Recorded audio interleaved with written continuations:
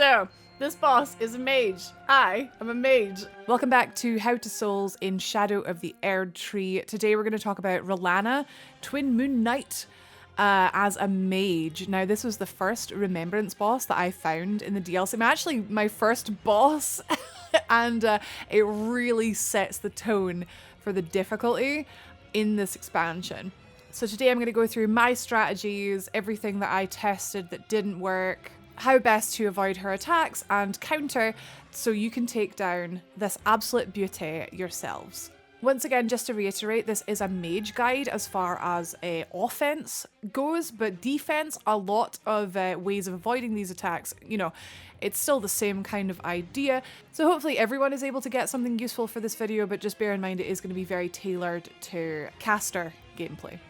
A few things just to quickly mention about build is that we do have 80 intelligence, between 50 and 60 vigor, very low endurance at 10, and a decent amount of mind, which is over 30. It's about 35 at the minute. I have a tiny bit of dex as well because I'm using the Moonveil katana, but that's irrelevant for this fight. As for the equipment that you use, that's going to directly influence the spells that you use, and then the spells you use is going to influence your equipment. So my equipment I chose after having multiple tries, sort of discounting certain spells and then taking it from there. So I had the 2 or 3 spells that I knew I was going to use, and then I went from there. The big thing for Rellana is a magic resistance, because there are so many situations where you can actually really, it's difficult to avoid getting hit by everything. If she chooses to swipe at you at the same time as her glint blades are coming for you, you have to get hit by one of them. So at least if you are getting hit by magic attacks, you're taking a lot less. So I'm wearing the Snow Witch set, just because fashion, that's what I quite like to wear. Other good options include Roger's set, the sort of Spellblade set. Just anything light, because you're not going to have a lot of endurance as a caster. So you want something light, and then they also tend to have good magic resist as well as a wee bonus. So armor's not really a problem here. Hat, there are a few options for hats, helms. If you're using Frost Sorcery, obviously you're going to get good use out of the Snow Witch hat. If you're using Glintstone Sorcery, you're going to get great use out of the Spellblade set. However, what I found from my testing was that I was using neither of these, really. So I ended up going with Renala's banana hat in the end, just purely for the 3 extra intelligence. Like, at the end of the day, that's not that much damage, but it was better than nothing. Right, so now we'll talk about the spells that I use, which is the big one. So like I said, dozens of tries. I have my favourite spells, and you'll have your favourite spells, and obviously they're going to differ depending on our playstyles, but I sort of tested a good number, and then sort of one by one said, nope, this isn't going to work, nope, that's not going to work, and then I was left with 2. I was left with 2 spells, and I'll go over why I chose the 2 of them. So because I'm a mage and I'm like paper thin, I quite often like try to just do as much damage at the start of the fight as possible. One way that I can do that is with Terra Magica and Ranni's Dark Moon. If I'm wearing the Snow Witch hat, that is going to boost my frost spells damage as well, even further, and Moon ends up doing a ton of damage. But not just that, when you do a Moon, it puts a debuff on the enemy or boss that makes them then take more magic damage for a certain time. So it's really, really good opener if you have a sufficient time window to use it, which sometimes you do and sometimes you don't. So the strategy is you put down a Terra Magica right up against the fog wall. This will then make it appear on the other side. So as soon as you step through, you're going to be stepped in your Terra Magica, which is a lovely little tip if you want to use that throughout the game. So Terra Magica's down, we're standing in it just for the one spell, because this is a really hectic fight, really fast paced. But for that first spell, right out the bat, we're going to have 22.5% increased magic damage, and that's on any spell. So for us, it's going to be Ranni's Dark Moon. This is a strat that I use for like most bosses, like I said, and it tends to go quite well. So you get a ton of damage from that moon, buffed by the Terra Magica, and then you get the Frostbite build up from Ranni's Dark Moon, and the debuff, which makes the boss then take more magic damage for 1 minute. So that's pretty good. Furthermore, because I choose to use the Carrion Regal Scepter, like I said, well, mostly it's fashion, but it's just a really good staff. It's not technically the best staff in the game. To level it up to 10, of course, that goes without saying. But that'll give you a boost to moon sorceries. Rellana can be frostbitten.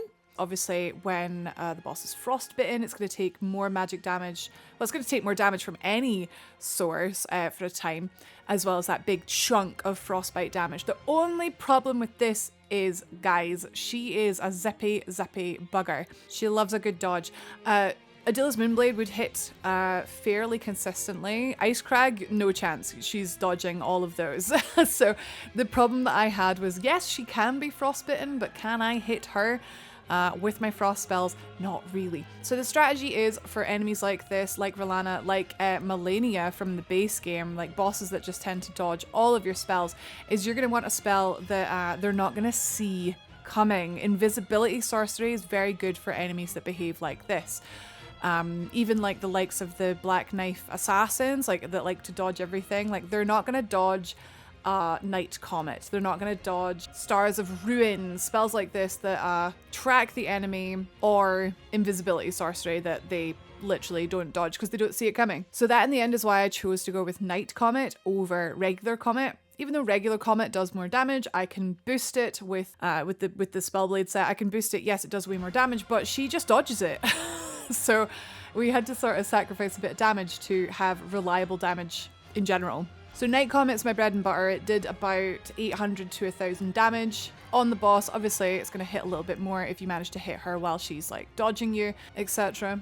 But yeah, we found very, very good results with Night Comet. The final spell that I chose to use in this fight, I quite like to, if it's a fight like this that's very crazy, I'm getting hit a lot. So I'm using red flasks, I'm using blue flasks. So I don't like to have too many spells equipped. So my final spell, we've got Carrion Phalanx, or whatever the big version is, the one that's got lots of wee flipping phalanx swords. This was kind of just like, because it was kind of personal, because she has a phalanx. So I was like, well, bitch, I have a phalanx too.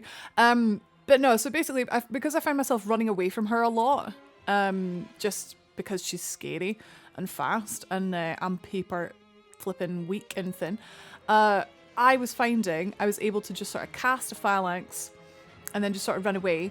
And if she did sort of charge me, sometimes it did sort of just stagger her the tiniest little bit, as well as obviously doing a bit of damage. And it knocks her just out of reach of like hitting me. So I was finding that it was pretty good. I mean, it's not, I'm not going to pretend it's amazing, but it was a strategy that I found was like saving me from a couple of situations. For my winning attempt, I actually did drop Terra Magica and Dark Moon, and we just went in there with the 2 spells.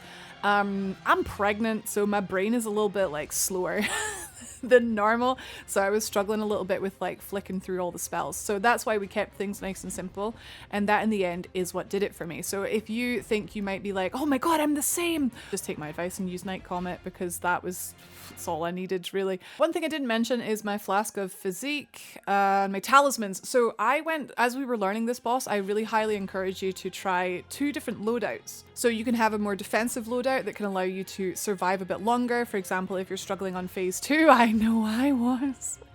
You just want to make sure you actually get to phase 2 so that you can try and see more of her moves and try and learn the timing on, say, twin moons, etc. So you've got a defensive arsenal, so to speak, in your talismans and your physique, and you can always switch that out when you become a bit more confident to an offensive arsenal. So first of all, defense, right? My personal favorites in my flask of physique, if I'm going for defense, are the Windy Crystal Tear.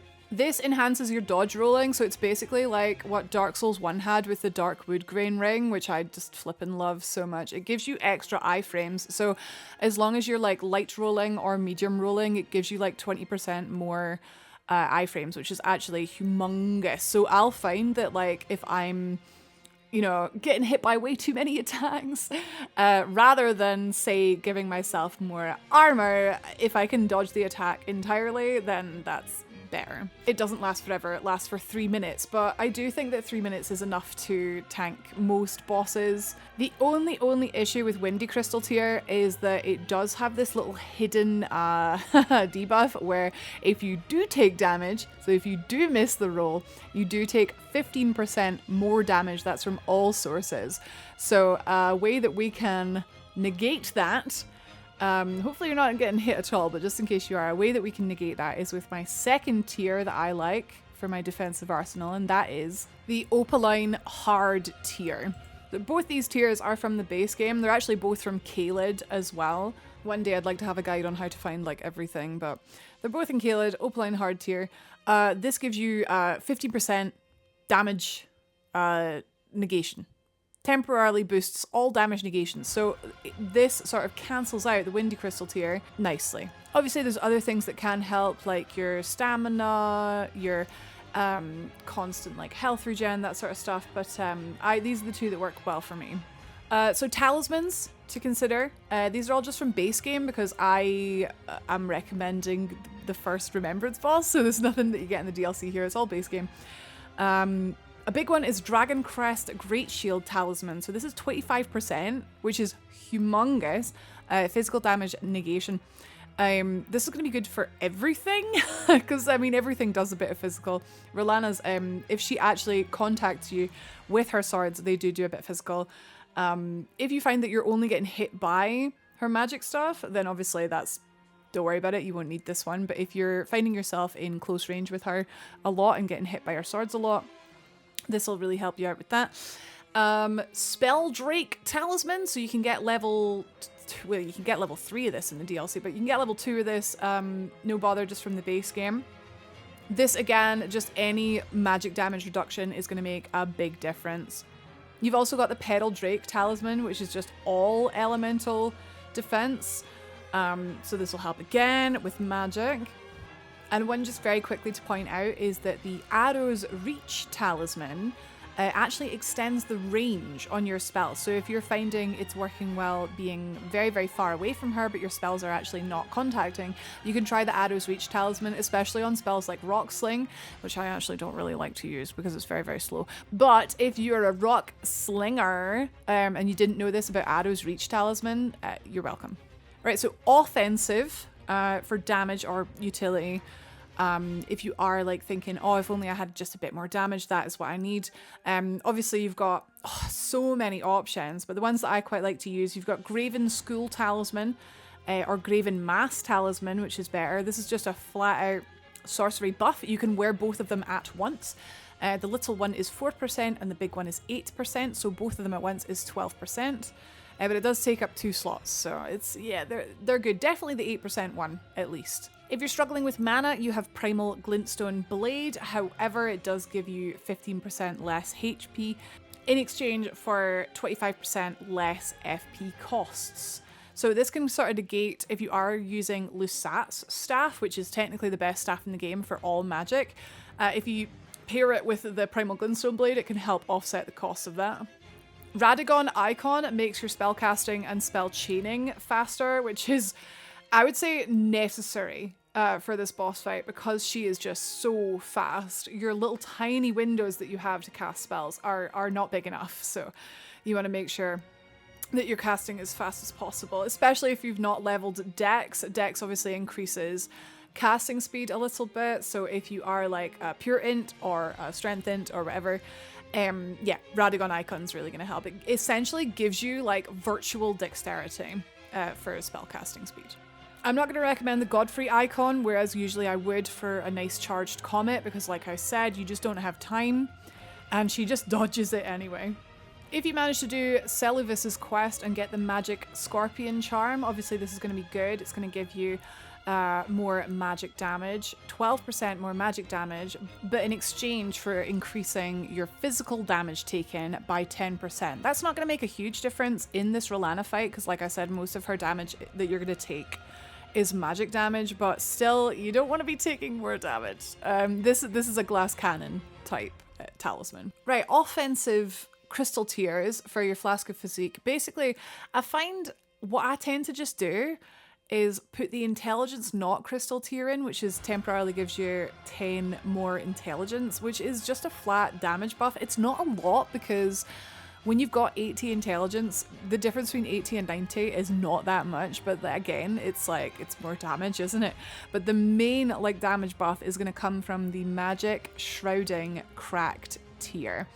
This is going to give you, for 3 minutes, a 20% damage buff to magic attacks, which is huge. No detriment. Stacks with everything. Stacks with Terra Magica. Stacks with all your talismans. And fairly easy to get in the base game. So these 2 tiers are what I would put in if you are finding, yep, I'm good with dodging. Let me just nuke her. Rot pots. So Rellana can be rotten. She can also be poisoned.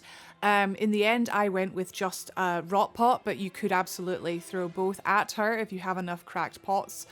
But she can be rotten and poisoned at the same time, which keeps the damage ticking down on her. So if you want to craft a couple of those, put them on your equipment bar. And then obviously once you're used to her moveset and you know the right windows that you're safe to throw pots, then you can do that, and that I found that worked really well. Right, that's us gone through all of our equipment. I know it was very long-winded, but it's all very important. If you skipped straight here because you're not a mage, hi, welcome to the section where we talk about avoidance and your very, very tiny, tiny windows that you have in order to counterattack or heal or debuff or whatever it is you need to do. So we're going to take a look at my winning attempt. I'm going to talk you through my thought process for offense and defense, and hopefully help show you the appropriate windows for attacking and for drinking, etc. that will be largely relevant no matter what your build is. So for this, because I'd been spending a couple hours on this, learning timings, etc., I was quite confident going in with an offensive arsenal. So I've got extra damage on my talismans, on my wondrous physique, etc. I've got a rot pot ready to go, and we're just going full damage with this one. Spells wise, I stripped it down entirely to just Carrion Phalanx and Night Comet for reasons explained beforehand. Right, so we're going to drink our physique before stepping through the fog wall because we don't have a lot of time. Get Phalanx up ready just in case she does charge at us, and get going. So first of all, her little glint blade phalanxes, Carrion Phalanxes, whether there are 3 or flipping 10 of them, they are not that much of an issue because we have focused so much on magic damage reduction. So if you have to decide between getting hit by them or getting hit by her swords, pick the glint blades every single time. They're not going to hurt you that much, as you can see here. As a mage, you're going to want just as much distance from her as possible, but bearing in mind when you do cast at her, quite often she will gap close and just sort of charge at you very, very quickly. She has a number of combos in phase 1 that we should be kind of scared of, like this one here. There's always a really, really nice bit just before the very end where she'll sort of pause. It's very beautiful, like so. And you always know it's not got very big range, so you've always got a nice wee window that you can heal or get another phalanx up or a comet out. When she dashes towards you, it's actually safest to roll towards her. And similarly, when she sends out waves of light in phase 1 anyway, those are always going to be horizontal waves. It's safest to dodge into those towards her as well, so dodge forwards. At around 50% health, sometimes a little bit before, if you are unlucky, she will transition into phase 2. So she gets more combos and one of her swords, well, both of her swords are buffed, one's magic and one's fire. So now is when it really starts to ramp up in terms of damage that you take, and her combos are just generally more scary. She can also now do the twin moon attack, so and the wave combo attack. Yeah, phase 2 is scary. So again, we're just trying to simultaneously keep as much distance between us as possible and know when to dodge forwards as well. It can be a bit scary, but sometimes it is the safest way. Her phalanxes tend to be bigger. See there? So I chose to get hit by those instead of get hit by the wave because, I mean, the wave was much scarier. Chucked out the rot pot, which was the right decision in the end, because if we can focus on staying alive, all we have to do is let the rot do its thing. You can also do a poison pot at the same time. That is crazy. I nearly died there again. Her combos are mental. You'll find when she is doing a combo, it's actually good to dodge to the side because quite often she has attacks that are very vertical, including a vertical wave attack that can sometimes come at the end of a combo. This 4-wave combo here, you'll always see her do a very specific sort of pose when she starts it. It's going to be 2 vertical, 2 horizontal, a pause, and then another vertical. So I always found the 4th one quite difficult to dodge. The timing on it's quite tricky. But as long as you only get hit by one of them, it's no big deal. So side, side, forward, forward, and then a beat, and then side again. When she charges up her flippin' carrying, I don't know what to call it, great sword stuff. Again, it takes a wee bit to get used to the timing on this, but this is a very simple dodge to the side and then dodge to the side again, but it does have a little beat in the middle. You will need to sort of get used to the timing on that. So from here, it's a patience game. If she keeps doing these attacks again and again, there's very, very small windows that we're able to either heal or counterattack from them. You kind of just have to bide your time and wait for the right moves. So for example, when she does do Great Sword, you can cast or heal at the end of that. You get some time for that. Here comes Twin Moon. So again, very specific timing in order to dodge that. I found jumping a little bit more reliable than rolling. We actually got 2 Twin Moons in a row. Luckily, I'm quite confident with this one because I feel like you get sufficient notice when it's coming. You just jump as soon as you see the moon start to fall, and that tended to be fine timing for that. So I wasn't too scared about those. What does scare me though is the flipping the rot pot runs out right at the end of the fight. I'm just remembering that here. We're getting so many combos, but all I have to do is avoid them. You get a little heal at the end of that one, which is nice. And then see what she does next. Always let her move first. I mean, that goes for any boss. Let them move first. I tried to throw another rot pot, but it misses. I think I hit her with the pot, but then she ran out of the rot. Anyway, a second one does it. All I need to do here is stay alive. But tell you what, right? When it gets to this point, you've been on a boss for hours. Its health is like, she's going. She's dying. It's difficult to keep your cool, for sure. Carrion Phalanx ends up also not killing her, but the rot gets her there. Tell you what, that was stressful. I wasn't even playing and that was stressful just watching. Yeah, the big ones are her combos, the wave combo, the great sword, the twin moon, keeping your distance, but also knowing when to actually close distance, dodge towards her is key. I think once you nail those down, this boss isn't... Oh, who are we kidding? This is actually maybe, in my opinion, the hardest boss so far. I'm only a few bosses in though. Yeah, Rellana was tough as a mage. My strength bros are sitting laughing at me because she staggers quite easily. So you guys are just jumping, attacking until the cows come home and you're having a great time. But no, as a mage, this one was quite tricky. So hopefully I have been able to help you with this one. If anyone has anything else to add, please do be my guest because, like I said, this is my one and only playthrough on this boss and I was a mage. So if you want to add anything, perhaps for melee people to be aware of, or maybe if you have anything that can perhaps help with the timings of the dodging or anything you'd like to add, I'm very, very appreciative of everyone that chooses to comment. And if you just want to chat as well, that's fine too. But yeah, as well, hopefully this worked in terms of like boss guide format because my brain is just like super scrambled egg at the minute and it's quite difficult. But I really wanted to talk about this boss in particular. There's the next boss. Oh my god, I was so excited to talk about the next boss as well. And eventually we'll get through them all. So fellow mages, good luck with Rellana, Twin Moon Knight. Enjoy the Twin Moon spell or perhaps the dual heckin' magic swords that you get as a reward for beating her. The Twin Moon it's so situational, but like sometimes it absolutely wrecks. It's very satisfying. It's been very fun. So it's worth it. Keep at it. And let me know if I can help with anything else just in the comments below. Thank you so much for watching. If you like, you can join me on Twitch where I'm streaming the DLC live 4 days a week. You can catch up on the VODs via my VODs channel. It's linked in the comments below. Or you can check out my other videos on other Fromsoftware games. Dark Souls 1 is my fave.